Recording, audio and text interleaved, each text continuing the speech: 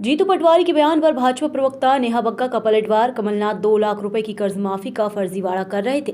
किसानों को मिलने वाले बीजों को लेकर जीतू पटवारी के पार पर पलटवार करते हुए नेहा बग्गा ने कहा कि हमने पूर्व में भी देखा है कि जिस तरह किसानों के मामले में जीतू पटवारी ने चुप्पी साध रखी थी और जब कमलनाथ 2 लाख रुपए की कर्ज माफी का फर्जीवाड़ा कर रहे थे वहीं पीले नीले हरे फॉर्म में किसानों को उलझा कर रखा दिया था। वहीं तब पूरी कांग्रेस गायब हो गई और अब 1 2 3 4 से लेकर 10 तक की गिनती गिनकर राहुल गांधी गए थे। तब जीतू पटवारी के मुंह पे फेविकॉल लग गया था। जीतू पटवारी फिर से एक बार सामने आकर किसानों के लिए भ्रम की स्थिति पैदा करने की कोशिश कर रहे हैं। जीतू पटवारी जी किसानों के कितने हितैषी हैं ये तो हमें पिछली घटनाओं में देखा है मध्य प्रदेश के किसानों ने। और जिस प्रकार से जीतू पटवारी जी ने चुप्पी साध के रखी जब कमलनाथ जी 2 लाख रुपए की किसान कर्ज माफी का फर्जीवाड़ा कर रहे थे, पीले नीले हरे फॉर्म में किसानों को उलझा के रख दिया था, तब पूरी कांग्रेस गायब हो गई। जब 1 2 3 4 10 तक की गिनती गिनकर राहुल गांधी गए थे तब जीतू पटवारी के मुंह पर फेविकॉल लग गया था।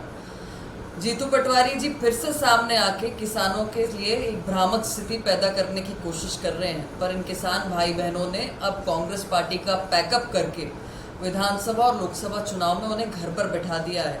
किसान जानता है कि मध्य प्रदेश को कृषि कर्मण अवार्ड लगातार मिला है। किसान जानता है कि मध्य प्रदेश को जो बीमारू राज्य दिग्विजय सिंह छोड़कर गए थे, आज उसको सुचारू बनाने का काम और स्वर्णिम की ओर ले जाने का काम भारतीय जनता पार्टी की सरकार कर रही है।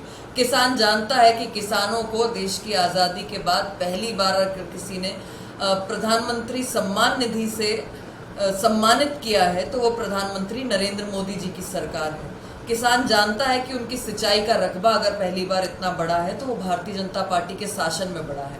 किसान जानता है कि बीज जो हैं वो जिन मानकों से पास होकर आते हैं उसके बाद ही उनको उपलब्ध कराए जाते हैं। इसीलिए लगातार किसानी के क्षेत्र में मध्य प्रदेश उन्नति कर रहा है। इसलिए कांग्रेस पार्टी हो, जीतू पटवारी हो या इनका फर्जी टूलकिट एजेंडा, वो काम नहीं करने वाला।